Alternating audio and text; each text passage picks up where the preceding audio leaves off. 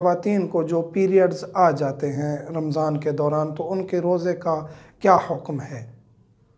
روزے سے پہلے پیریڈز آئے ہوئے ہیں، رمضان سے پہلے پیریڈز تھے، رمضان سٹارٹ ہوا ہے تو روزہ نہیں رکھ سکتی خاتون، جائز نہیں ہے۔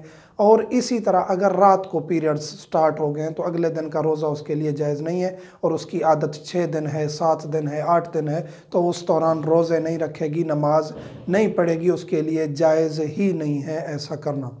اب اس کی دوسری کنڈیشن یہ ہے کہ روزے کے دوران اگر پیریڈز آ گئے ہیں تو روزہ ختم ہو جائے گا۔ روزہ رکھا ہوا ہے اس نے، روزہ رکھا اور ظہر کے ٹائم، عصر کے ٹائم کسی وقت بھی پیریڈز آ گئے، مغرب سے اگرچہ 10-15 منٹ پہلے بھی، تو اس کا روزہ ختم ہو جائے گا اور وہ روزہ شمار نہیں ہوگا۔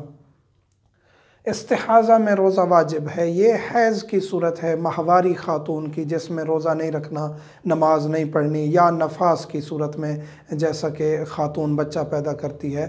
لیکن استحاضہ یعنی ہارمونز خراب ہو جاتے ہیں خاتون کے، اور پیریڈ سے ایکسٹرا 2-2 مہینے 3-3 مہینے بیچاری بلیڈنگ دیکھتی رہتی ہے پیریڈ سے ایکسٹرا، تو اس کو استحاضہ کہتے ہیں پیریڈز کے علاوہ۔ استحاضہ میں اعمال ہم ڈیٹیل سے بتا چکے ہیں کہ استحاضہ کے کتنے سٹیپس ہیں اور کس طرح وضو اور غسل کرنا ہے۔ استحاضہ میں روزہ بھی واجب ہے، نماز بھی واجب ہے، قرآن کی تلاوت بھی کر سکتے ہیں، باقی اعمال بھی انجام دے سکتے ہیں، روزہ رکھنا ضروری ہے۔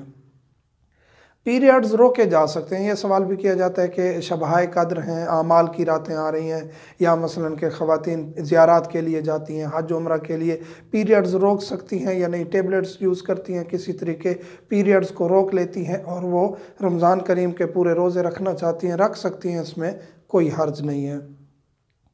نماز کی قضا نہیں ہے، جو پیریڈز کے دوران نماز رہ جاتی ہے اس کی قضا نہیں ہے۔